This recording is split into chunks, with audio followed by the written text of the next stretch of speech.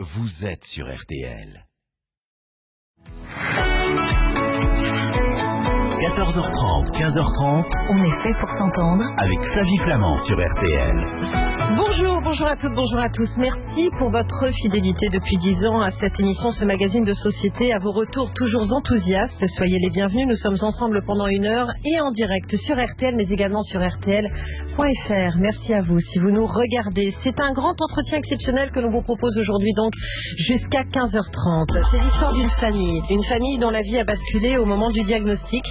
David Ledin avait 45 ans lorsqu'il a appris qu'il était atteint de la maladie de Charcot, comme près de 7000 personnes en France aujourd'hui. C'est l'histoire d'une famille qui s'est soudée encore davantage et que plus rien ne pourra diviser.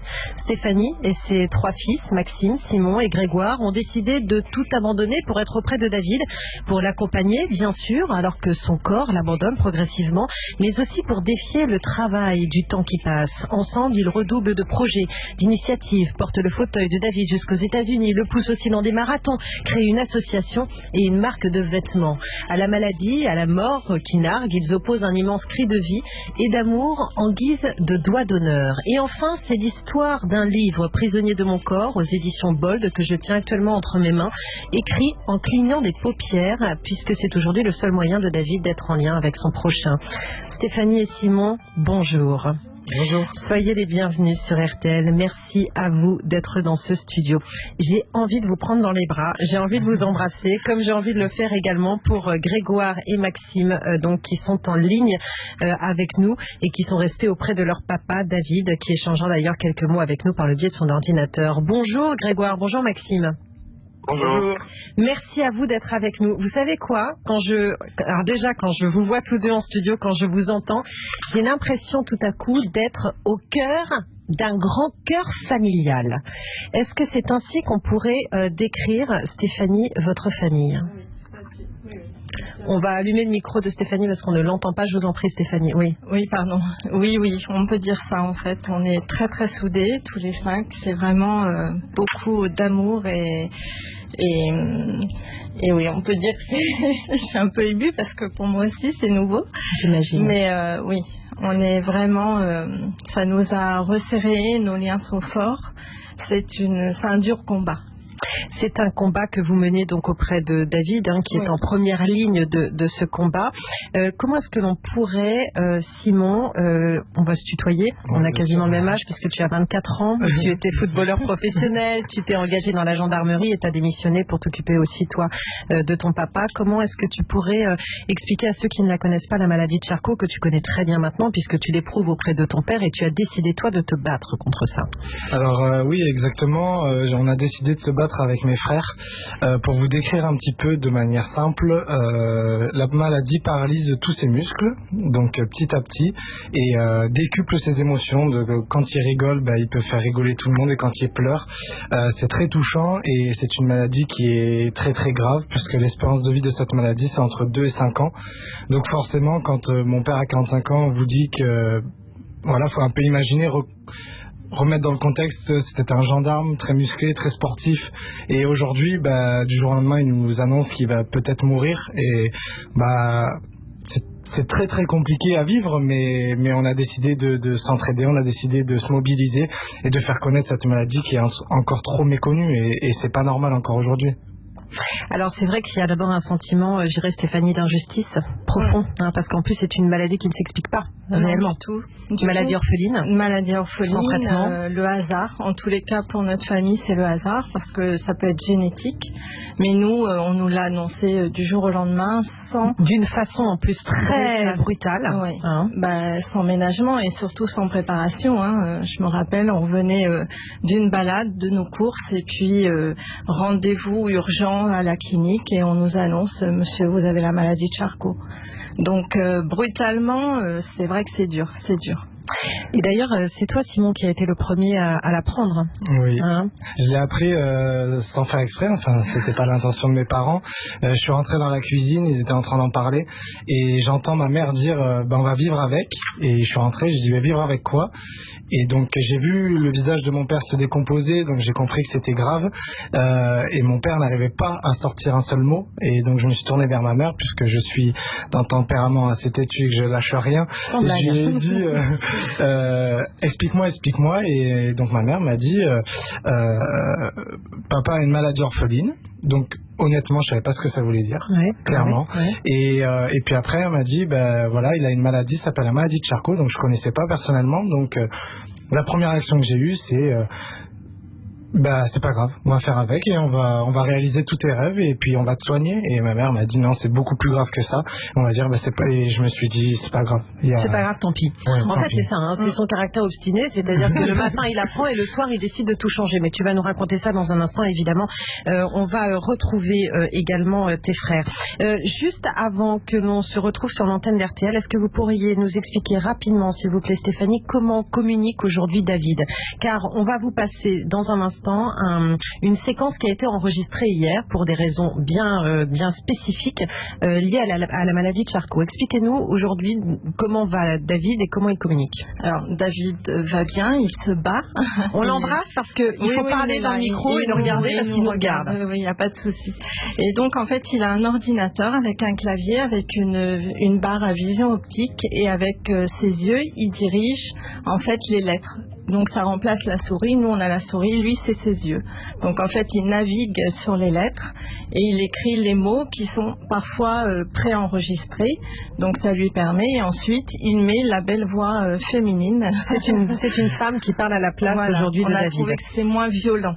Alors cette fameuse femme, cette voix de femme, vous allez l'entendre, mais surtout vous allez entendre David dans un instant, une séquence que nous avons enregistrée hier pour des raisons que vous comprendrez, puisqu'effectivement il faut du temps, c'est le jeu de la patience. Hein. On apprendra effectivement une nouvelle temporalité, on en parlera dans un instant. C'était hier, mais ce sera dans un instant sur l'antenne d'RTL. On va retrouver donc justement Maxime et David qui va pouvoir communiquer avec nous. À tout de suite. Flavie Flamand sur RTL. 14h30, 15h30. On est fait pour s'entendre. Avec Flavie Flamand sur RTL. C'est un grand entretien exceptionnel que l'on vous propose aujourd'hui jusqu'à 15h30 sur l'antenne d'RTL. Un livre aussi. Alors je ne vais pas vous demander à tout prix de le lire, et néanmoins je vous le conseille vivement. Prisonnier de mon corps, maladie de Charcot, un combat pour entretenir l'espoir. Il est signé David Ledain. On le retrouve chez Bold, et on le retrouve, puisqu'il ne peut malheureusement pas être avec nous dans ce studio, on le retrouve aujourd'hui à son domicile, donc en compagnie de son fils, l'un de ses fils, Maxime. Bonjour Maxime. Bonjour. Bonjour David. Bonjour. Merci à vous de nous accorder ce temps justement qui vous est précieux, et je suis très heureuse de faire votre connaissance à tous les deux. Je vais d'abord, si vous le voulez bien, commencer par vous David, car j'ai très envie, après vous avoir lu, de pouvoir communiquer avec vous, même si on a bien compris que cette communication est singulière. Je voudrais qu'on parle d'amour, et je voudrais que vous m'expliquiez, si vous le voulez bien, ce que vous inspire votre famille aujourd'hui, votre femme et vos 3 enfants. C'est une belle famille. C'est une belle famille, j'en suis fière.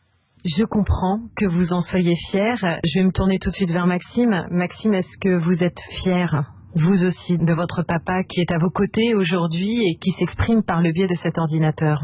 Ah oui, je suis fier de mon père, surtout du combat qu'il mène, parce que c'est un peu un combat individuel contre la vie, contre cette maladie qui indirectement est compliquée nous aussi à vivre, parce qu'on peut rien faire pour lui à part essayer de lui apporter notre soutien, de l'amour et d'être là au quotidien avec lui. Mais non, je suis fier qu'il soit toujours parmi nous à ce jour. Et combatif, comme il l'est très certainement grâce à vous et grâce à cet amour qui vous lie tous. David, est-ce que vous avez découvert une nouvelle forme d'amour à travers cette épreuve?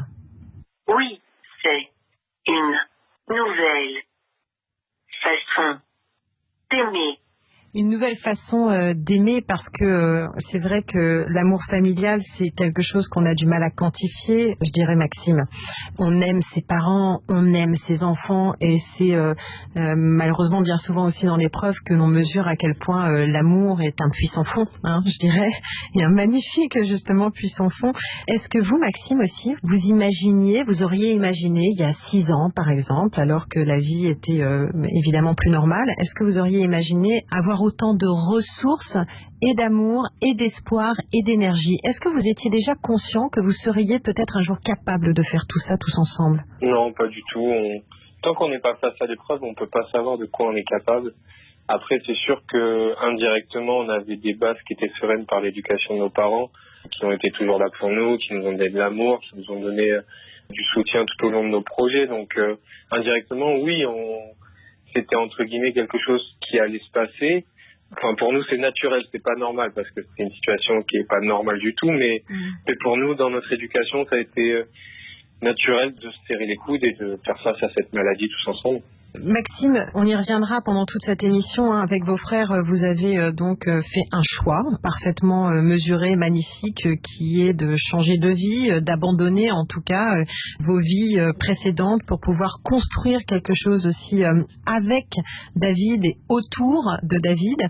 Aujourd'hui, est-ce que ce qui vous lie est un lien inaltérable? Vous voyez, moi je me dis que parfois une famille c'est comme un gang, quoi. On peut pas y toucher à la famille, quoi.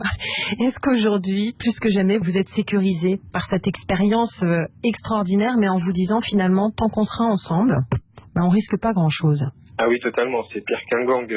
Ouais. Là, on est dépendants les uns des autres. Donc d'un côté, c'est notre plus grande force, mais c'est aussi notre plus grande faiblesse, parce que si on touche à un membre de la famille, ça touche tout le monde. Mais ouais, on a construit à 5. On a beaucoup changé de ville dû au métier de papa, donc on s'est toujours reconstruit avec les 3 frères, dans les écoles, on était nouveaux, dans le sport, donc ça nous a vraiment soudés dès petits. Et puis en fait, aujourd'hui, il y a juste le résultat de toute cette éducation de nos parents depuis tout petit, quoi. Est-ce que malgré l'obscurité du combat qui est le vôtre, qui est difficile, il y a une certaine lumière? En tout cas, c'est ce que l'on reçoit quand on lit ce livre et quand on vous voit, quand on vous écoute. Il y a quelque chose d'extrêmement lumineux qui sort finalement d'une situation obscure. Vous vous rendez compte de ça? Je ne vous cache pas que non, on s'en rend pas compte, parce qu'on est tellement la tête dans le guidon qu'on voit pas cette lumière, mais d'un autre côté, je pense que c'est grâce à cette petite lumière qu'on voit qu'on continue à vivre, parce que c'est très compliqué au quotidien de vivre toutes ces épreuves. Je pense pas que des jeunes entre 23 et 26 ans, l'âge de moi-même et mes frères, on peut vivre ça sans séquelles, donc c'est sûr que c'est très compliqué, mais on relativise beaucoup plus, on profite de la vie, on profite de chaque moment. Et puis on continue de vivre, tout simplement. Alors, vous allez rester avec nous, Maxime, tout au long de cette émission. David, je voudrais vous remercier de nous avoir accordé du temps aujourd'hui. Je suis très contente d'avoir pu échanger avec vous dans ces conditions si singulières. Et je me permets de vous embrasser si vous le voulez bien. Réciproque. Oui, c'est réciproque. Je vous embrasse, David. Merci à vous. Vous provoquez chez moi beaucoup de respect, et je conseille votre livre. On va rester, si vous le voulez bien, avec vous, Maxime. On va poursuivre notre conversation aussi dans ce studio pour ce grand entretien exceptionnel. Maxime, vous restez avec nous. Nous, on se retrouve tout de suite sur l'antenne d'RTL. Flavie Flamand sur RTL. Flavie Flamand sur RTL. Jusqu'à 15h30. Si vous nous suivez sur RTL.fr, merci d'être avec nous. Si vous nous suivez sur RTL, merci également. Mais sur RTL.fr, vous pourrez découvrir des visages qui sont lumineux. Je parlais de lumière il y a un instant sur cette antenne lors d'une séquence enregistrée hier pour pouvoir échanger avec David Ledin, qui a écrit un livre, Prisonnier de mon corps, maladie de Charcot, un combat pour entretenir l'espoir, aux éditions Bold. Il a écrit en clignant des paupières. C'était évidemment très émouvant. J'imagine pour vous aussi, Stéphanie, Simon, vous êtes dans ce studio, et Grégoire et Maxime que l'on a entendu il y a un instant, qui sont toujours en ligne. Grégoire, tu es le seul, on va se tutoyer aussi, Tu es le seul auquel je n'ai pas encore parlé, Grégoire. Ça me fait très plaisir de te rencontrer. Tu es animateur sportif à la mairie du Cress, qui est donc la petite ville dans laquelle vous habitez tous. Grégoire, cette aventure familiale dont on parle aujourd'hui, elle a été initiée par Simon. On va y revenir dans un instant. Est-ce que tu peux nous dire comment tu as réagi lorsque ton frère, un jour, effectivement, s'est pointé et a expliqué le soir même, je crois, de l'annonce de la maladie, on va faire quelque chose, on va courir, on va se bouger, et tous ensemble, on va réussir à transformer l'épreuve. Alors moi, j'étais assez indécis. Je savais pas trop où me positionner parce que Maxime avait pété un boulon et était parti de la maison. Et Simon nous avait expliqué quelque chose d'assez fou. Et moi, j'ai décidé de suivre Simon innocemment parce que j'avais envie de le suivre. C'est mon frère, j'étais obligé de le suivre. T'es le petit jeune, toi, t'es le dernier, toi. Ouais, donc tu suis ton frère, tu suis ton grand frère. Je suis mon grand frère et aujourd'hui, ça a marché. Ouais, ça a marché et vous êtes tous les trois et tous les quatre aussi avec Stéphanie, ta maman, en train de déployer donc toute votre énergie pour, je disais, pour transformer les choses. Alors, qu'est-ce qui s'est passé ce jour-là, Simon? Parce qu'effectivement, Maxime, on va y revenir dans un instant, mais Maxime a préféré claquer la porte. Mais à l'annonce de quoi, en fait? Alors en fait, tout simplement, je suis parti dans un grand magasin de sport chercher 3 t-shirts et c'est vrai qu'avec mon père, je partageais une seule chose. C'était notre moment, c'était la course à pied. Je courais beaucoup avec mon père et je me suis dit, vu qu'il peut plus courir, on va courir à sa place et on va faire connaître cette maladie-là. Le jour même, Le jour même, ouais. De suite, ça a été ma première réaction. J'ai eu d'autres réactions plus tard et encore maintenant. La toute première, ça a été celle-ci. Je me suis dit, on va faire connaître cette maladie-là. Et donc, je suis parti dans un magasin, j'ai acheté 3 t-shirts. Pour mes 2 frères et pour moi-même, et je suis arrivé dans le salon, je les ai réunis, je leur ai dit, écoutez les gars, on va courir pour papa et on va porter ces t-shirts avec ce logo, et d'ailleurs c'est toujours celui-ci aujourd'hui, et c'est vrai que Maxime n'avait pas eu encore le recul, Grégoire non plus, donc Maxime est parti de la maison parce que c'était un peu trop pour lui d'un coup, et je le comprends tout à fait. Je ne l'ai pas compris au départ, mais maintenant, bien sûr, avec du recul, je me suis dit, mais en fait, c'était un peu bête de faire ça, mais bon, C'était ta réaction à toi, surtout. C'est ça, c'était ma réaction, et j'ai voulu transmettre ma réaction, et je savais qu'ils allaient me suivre dans tous les cas, et c'est vrai que c'est très important de se sentir soutenu, et mon petit frère, lui, a pleuré dans un premier temps. Il le dit pas, mais il a pleuré. Et ensuite, il m'a suivi, mais Grégoire pleurait beaucoup. C'était un grand sensible. Alors, et Maxime, toi, à un moment donné, tu t'es dit, c'est bon, mon frère est tombé sur la tête. Il a l'intention, donc, de créer une association qui existe aujourd'hui, qui s'appelle Espoir SLA. On va y revenir. Une marque de vêtements qui s'appelle Shop Espoir. Toi, Maxime, tu t'es dit, en fait, ce matin, on apprend la maladie de papa et ce soir, il va aller courir, quoi. C'est ça, exactement. Sur le coup, j'ai dit, mais on n'a pas encore accepté Nobel, on ne sait même pas exactement ce que c'est la maladie de Charcot, et puis on veut déjà faire des comptes Insta, Facebook et tout. Et j'ai dit, c'est que dans son temps, en fait. Mais en soi, c'était une bonne idée, c'est comme ça que ça fait bouger les choses, mais ouais, il faut juste laisser le temps aux gens d'accepter, c'est tout.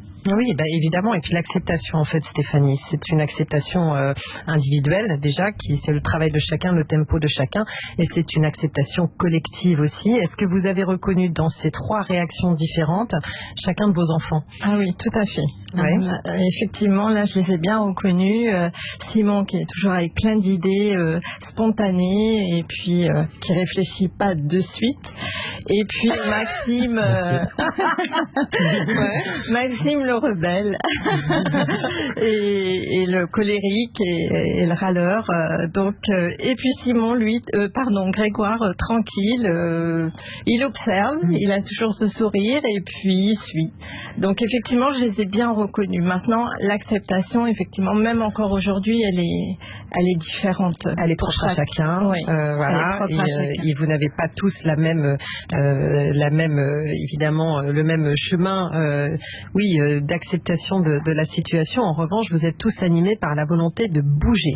Et ça, pour toi, c'était ta façon, peut-être aussi de réagir à cette annonce, Simon, de te dire action-réaction, quoi. C'est un peu ça, oui, exactement. Et puis je me suis dit, moi personnellement, il fallait que je me cache derrière quelque chose. Sinon, on allait sombrer. Enfin, moi personnellement, j'allais sombrer. Et je me suis dit, allez, je vais courir. Alors effectivement, j'étais sportif de haut niveau avant, donc c'est vrai que d'être tout le temps en compétition, ça aide. Donc ma première action, ça a été vraiment très très naturel, mais je pense que c'était indispensable. Je l'ai fait peut-être très rapidement, mais voilà, 4 ans après, mon père écrit un livre, derrière il y avait un reportage, un film, c'est juste dingue quoi. Et je pense qu'il n'y avait pas de temps à perdre. Et vu que c'est une maladie très très grave, je me suis dit voilà, il n'y a pas une minute à perdre, on va se mobiliser. Comment David a-t-il réagi, Stéphanie, quand il a vu ses fils et quand il vous a vu aussi, parce que vous êtes de la partie, hein, on voit les trois là, les trois zigotos, mais vous êtes là aussi. Comment est-ce que vous avez réagi et l'un et l'autre, David et vous? Alors, effectivement, on a réagi différemment. Alors, on n'est pas des personnalités à exprimer beaucoup les choses. Donc, David, bien évidemment, était fier de tout ça, mais il n'a pas forcément compris non plus au départ, parce que il voulait pas être mis en avant. Enfin, c'était pas c'était dur, c'était un combat. Donc, oui, il s'est dit, personnel. Voilà, personnel. Je vais être mis au grand jour. J'ai pas envie, parce qu'il faut déjà accepter. Hein, donc c'est vrai qu'il a réagi différemment. Moi, je suis plus dans la discrétion. Je n'extériorise pas trop en fait, parce que comme vous dites, on réagit différemment. Et moi, je les suis pareil. Je les accompagne. J'ai confiance en eux de toute manière. Je suis admirative, fière, il n'y a aucun problème. Mais je les laisse œuvrer. Parce que effectivement, on a des combats différents et moi, c'est à la maison. Extérieurement, j'ai pas le temps. Quand j'ai demandé justement comment les auditeurs pouvaient faire votre connaissance, vous avez dit vous pouvez tout simplement dire que je suis aidante familiale. Oui. Vous avez 49 ans, vous êtes aidante familiale, vous êtes auprès de votre mari David qui nous écoute et que l'on embrasse. On va se retrouver dans un instant, on est ensemble jusqu'à 15h30 et après je voudrais qu'on parle de la façon dont vous transformez les choses et ce combat et tout ce que vous avez entrepris. Mais pour l'heure, Olivier Bois vient de rentrer dans ce studio, on fait un tour par l'information, on se retrouve tout de suite. Flavie Flamand sur RTL. À tout à l'heure. Flavie Flamand sur RTL jusqu'à 15h30. Avec nous aujourd'hui Stéphanie et Simon dans ce studio. En ligne, David que l'on a entendu il y a un instant, un petit peu plus tôt dans cette émission, entouré de ses 2 fils, Grégoire et Maxime. En voilà une famille qui touche nos auditeurs. Donc je vous ferai passer les messages que l'on a reçus. Mais Annick qui explique à quel point elle est touchée, Ludivine, bravo à cette famille. J'ai également mené ce même combat avec ma famille. C'était il y a 11 ans. Merci de faire une émission sur ce sujet.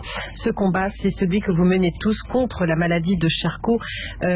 Alors, comment est-ce qu'on pourrait qualifier ce combat, Stéphanie? Dur, évidemment. C'est le premier mot qui me vient à l'esprit. C'est quand même un combat magnifique. Des belles rencontres, un partage. On s'est un peu tous dévoilés aussi. Donc, effectivement... c'est une situation très très difficile, mais je pense que si aujourd'hui on me demandait, je pense que je suis plus heureuse, c'est-à-dire plus épanouie qu'avant, parce que il y a un amour, il y a un partage, il y a des belles rencontres, ça a bousculé notre vie bien évidemment. Donc il y a deux réflexions en fait. Il y a celui où on est plus heureux tous aujourd'hui. Alors on est déchirés intérieurement, etc. Mais on vit des choses magnifiques. Et de l'autre côté, bien évidemment, une famille déchirée. Mais je sais pas comment vous dire, on est tous différents aujourd'hui, vraiment. Est-ce que vous avez, vous aujourd'hui, je le rappelle, vous avez 49 ans, vous êtes aidante familiale, hein, vous aviez un métier avant, vous, comme vos fils, hein, vous avez décidé d'accompagner votre mari malade. Est-ce que l'on peut dire aussi, Stéphanie, aujourd'hui, que vous avez les 2 pieds dans l'essentiel? Ah oui, il n'y a plus de place pour il y a plus de place pour rien, pour ce qui nous semble, ce qui parfois peut sembler à certains important alors que c'est en réalité parfaitement illusoire. Non, là en fait il n'y a plus de place pour les loisirs, en fait c'est tout autour. Tout tourne autour de la maladie. Et quand je parlais d'un essentiel, je parle aussi d'un essentiel humain. Est-ce que vous avez le sentiment aujourd'hui de ne plus vous encombrer avec parce que vous parliez de bonheur et le bonheur c'est parfois aussi s'alléger de choses qui tout à fait. On va à l'essentiel. Tout est important. On vit tous les moments. tous les moments. Donc effectivement, parfois on écoute, on n'est pas non plus on écoute les gens, mais on se dit, on n'est pas les élites, on vit quelque chose de dramatique, mais on écoute les gens aussi, mais on s'attarde plus aux petits bobos, à nous aussi, on s'écoute moins, bien évidemment, et puis on fonce, on vit les choses. On n'a pas de temps à perdre. Franchement, c'était la phrase qu'on avait eue tout au début, c'est qu'on n'a pas de temps à perdre. On vit les choses, et puis on verra après, mais on est obligé, de toute manière, on n'a pas le choix. Franchement, on n'a pas le choix. Maxime, tout à l'heure, tu nous disais que quand je parlais d'une certaine lumière, bon là, dans ce studio, c'est lumineux, en ligne, c'est lumineux, vous êtes beau, il y a quelque chose de rayonnant chez vous tous, mais c'est cet amour qui vous lie tous. Et en même temps, Maxime, tu disais hier, oui, mais en même temps, on a vraiment la tête dans le guidon. Est-ce qu'effectivement, à 26 ans, c'est une épreuve aussi, c'est-à-dire que c'est ce que nous écrit Stéphanie, c'est ce que nous dit Stéphanie, c'est à la fois un immense épanouissement d'amour et de sentiments. Ça reste une épreuve. Vous êtes jeunes tous les trois. Oui, c'est sûr qu'on est jeunes. Après, on a tous pris 10 ans d'âge, on a appris en maturité, on a appris sur la vision de la vie, sur cette faculté à avoir de la résilience. Enfin, on a vraiment grandi. Et après, moi aussi, je suis le premier à le dire, on ne regrette pas, on n'a pas de regrets surtout. Et puis au moins, ça nous a donné un sens à notre vie, quoi. Grégoire, est-ce que pardon, la question va peut-être te paraître complètement con, mais est-ce que tu arrives encore à vivre tes 22 ans ? Difficilement, mais j'y arrive toujours.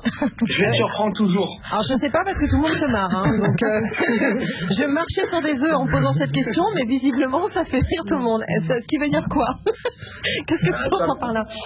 Ça veut dire que je peux les surprendre à tout moment, que je vis ma vie au jour le jour et je me prends pas la tête. Bon alors attends, je vais demander à ton frère de balancer un peu. Simon, pourquoi est-ce que tu ris comme ça ? Je rigole parce que c'est hyper important. Non, je rigole parce que peut-être celui qui a le plus de recul à l'arrivée, c'est lui.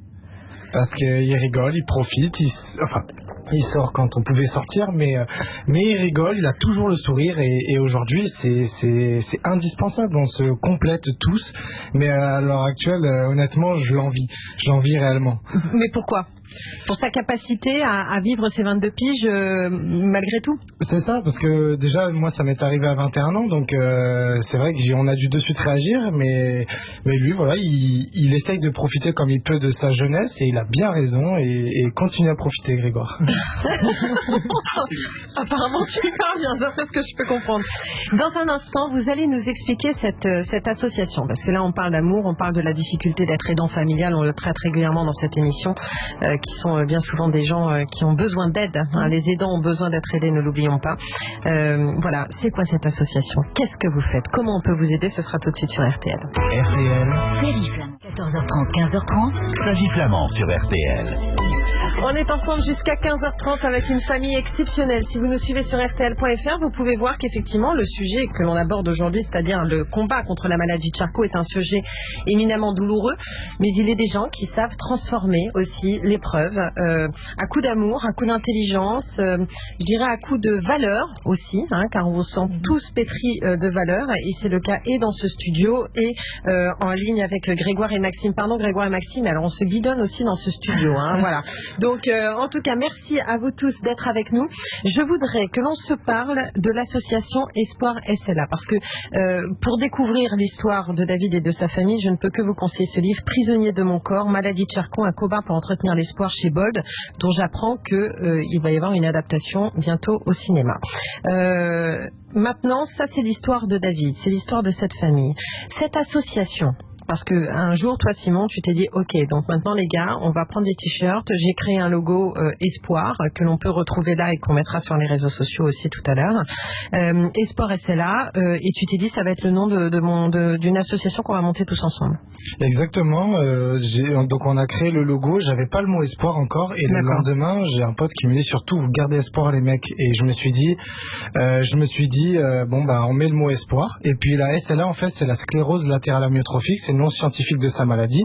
Donc on s'est tout simplement dit, on aurait pu choisir le mot combat, mais pour nous ça c'était trop négatif. Enfin c'était vraiment dur, et on voulait ce mot espoir de suite. Vous savez, parfois on dit ça vient simplement, et on sait que c'est le logo, c'est le nom, c'est l'évidence, et c'était exactement ça. Alors qu'est-ce qu'elle fait cette association? Alors l'association Espoir SLA récolte des fonds dans un premier temps pour subvenir aux besoins de mon père. Voilà, on est très transparent parce que c'est très coûteux, la maladie. C'était la même maladie que Stephen Hawking, le grand physicien, sauf que Stephen Hawking est très très aisé, et que nous malheureusement, ça peu d'importance, mais mine de rien, il faut payer... On a besoin d'argent pour affronter ce genre de maladie. Bien sûr, il faut payer les fauteuils roulants, les lits médicalisés. Donc l'ordinateur avec lequel, effectivement... Exactement, donc on a décidé de créer des événements sportifs, toujours autour du sport, parce que c'est des valeurs que l'on partage avec mon père, et donc on crée beaucoup de courses à pied, on crée des événements autour des 24 heures du CrossFit, donc c'est notre premier événement. Il y a participé d'une façon ou d'une autre, en fait, ton père. Toujours, les 24 heures du CrossFit. Tu le pousses alors, au départ, il boitait un petit peu, donc il pouvait le faire, et puis après j'ai couru 3 marathons, mon grand frère en a couru un, et à chaque fois je passais la ligne d'arrivée avec lui. On a fait Paris, Montpellier, Paris, Stockholm, on les a fait en 2 mois, donc physiquement c'était très éprouvant, mais je voulais sentir un tout petit peu les douleurs qu'il pouvait sentir lui, puisque c'est très musculaire, donc j'ai essayé de pousser mon corps au maximum pour essayer de comprendre ce qu'il vivait, et je l'ai compris. Avec 3 marathons, je l'ai compris. J'imagine. Donc ça, d'abord, ces événements sportifs, c'est pour aider, donc pour subvenir aux besoins que votre famille rencontre à cause de cette maladie. Par ailleurs, donc ce sont des événements sportifs que l'on peut suivre, on peut faire des dons à cette association. Exactement, des dons, et on donne une grosse partie des dons à la recherche. Aussi. Donc, dans un premier temps, donné à la Fondation Thierry Latran, qui est basée à Paris. Ouais. Et maintenant, c'est la Fondation de recherche médicale à Paris également, qui est très connue, et on a décidé de s'allier à eux sur la branche SLA. D'accord. Ensuite, il y a une marque. Qui peut m'en parler, les garçons? Je ne sais pas, Maxime, Grégoire. Je sais pas, tiens, c'est maman qui... Ou Simon, non, je sais pas. C'est Simon. Ah, c'est Simon. Alors, on va laisser Simon parler fringues, et puis après, c'est le plus coquet de la bande ou pas, Simon? Dites-moi. Non. Ils sont tous coquets. Ils sont tous canons aussi, hein. Bon, alors, je sais pas. Bon, continuons, parlons de la marque, et ensuite on parlera des prochaines manifestations avec Maxime et Grégoire. Alors tout simplement, on crée des événements sportifs, et on avait fait des t-shirts Espoir, juste des t-shirts, et on nous demandait des casques, des suites. Et à un bout d'un moment, moi je travaillais de nuit en gendarmerie, mon grand frère travaillait aussi, mon petit frère aussi, et on n'arrivait plus à gérer en fait toutes les commandes. Donc je me suis dit, bon les mecs, faut qu'il y en ait un de nous qui arrête ce qu'il est en train de faire, et on lance une marque engagée. Et il y a 4 ans de ça, et donc ils m'ont regardé encore une fois, et je les remercie parce qu'ils m'ont fait confiance quand même, mais ils m'ont dit allez on fonce, parce que c'est vrai que j'ai vraiment de la chance d'avoir des frères comme eux, et je leur ai dit sur chaque vêtement acheté il y aura 1 euro qui repartira directement à la recherche. Donc on donne 2 fois réellement, on donne avec l'association et on donne avec la marque, donc ce qui fait qu'en 3 ans on a donné 35 000 euros à la recherche. Voilà, cette marque s'appelle donc Shop Espoir. Exactement. On va se retrouver dans un instant, Grégoire et Maxime, parce que vous avez votre vie à basculer à tous, et maintenant vous travaillez tous les 3 dans cette association, c'est-à-dire que effectivement vous avez tout abandonné pour construire par ailleurs. Ce sera tout de suite en direct sur RTL. On est fait pour s'entendre. Flavie Flamand sur RTL. Flavie Flamand sur RTL jusqu'à 15h30. En fait, je voudrais que ce soit un grand entretien qui dure 1 semaine, parce qu'on a tellement de choses à se dire. On reste côté soleil, évidemment, tous ensemble. Grégoire, Maxime, vous êtes en ligne avec nous. Qui fait quoi dans cette grande aventure familiale? Alors, d'abord pour l'association et pour la marque. Alors, pour l'association, en fait, c'est plus moi qui m'occupe. En fait, l'association donc toi, sert Maxime, également Maxime, à parler avec les gens. Les gens, ils ont besoin de parler, ils ont besoin de soutien. Ils sont souvent seuls, donc c'est plus moi qui m'occupe de ça pour partager notre histoire, pour parler avec eux, parce qu'ils en ont besoin, comme nous on en a besoin aussi. D'accord. Et après, par rapport au shop, donc Simon est entre guillemets le grand patron. Ouais. Moi, je suis responsable de la production et Grégoire est mon bras droit au niveau de la production. Il m'aide dans tout ce qui est production de vêtements et envoi, colis, on fait tout nous-mêmes, quoi. Alors Grégoire, il paraît que toi tu mets l'ambiance à la maison aussi, par ailleurs. Quel est, parce que vous êtes tous aidants familiaux d'une certaine façon, toi quel est le rôle que tu tiens? Alors on a compris avec l'association et la marque. Est-ce que tu apportes des soins en tant que fils aussi à ton père aujourd'hui? Aujourd'hui moins, mais dès les 2 premières années, j'habitais encore avec mes parents, Ouais. donc au quotidien, j'aidais ma mère. Et donc dès mon plus jeune âge, à 17 ans, j'ai déjà ramassé papa en sang, on lui a apporté des soins. Donc, mais aujourd'hui, j'ai un peu pris plus de recul parce que je me dis que j'ai encore ma vie à mener. Donc aujourd'hui, je viens plus pour lui donner le sourire. Toi Simon? Moi, j'ai beaucoup plus de mal. C'est vrai qu'au début, je faisais les piqûres de mon père dans le ventre et plusieurs fois, je lui ai fait mal et depuis, je peux plus le toucher. J'ai du mal à le prendre dans les bras, j'ai du mal à le mobiliser. J'ai un blocage, j'arrive plus à le toucher. Donc, tu es toi dans l'établissement de tous vos projets et tu inities les projets, tu secoues tout le monde et t'emmènes tout le monde là-dedans, ce qui est ta partie, en fait, dans l'aventure. C'est ton rôle dans l'aventure. Maxime, toi, tu es proche de ton papa, tu t'en occupes aussi beaucoup? Ah oui, totalement. Moi, j'ai un lien depuis le début avec lui par rapport à ça. Pareil, moi, une fois, j'avais récupéré par terre en pleurs, donc je me suis dit, en fait, il va vraiment avoir besoin de 2 bras, de 2 jambes avec lui. Donc, au-delà de ma mère au quotidien, il fallait la soulager. Donc, moi, je me suis mis avec lui. Et puis, encore une fois, comme ma mère, on fait des choses qu'on ne devrait pas faire, mais vu qu'on est face au mur, on est obligé de le faire. Donc voilà, je suis avec ma mère pour faire tous les soins et pour aider toute l'équipe médicale. Voilà, une équipe évidemment qui vous aide et qui vient tous les jours. Stéphanie, vous êtes aidante familiale auprès de cet homme que vous avez connu quand vous étiez toute jeune, David, votre mari. Vous avez 3 fils autour de vous. Cette maladie a évidemment bouleversé le sens de beaucoup de choses, vous apporte en même temps la lumière de l'amour, c'est ce que vous nous disiez tout à l'heure.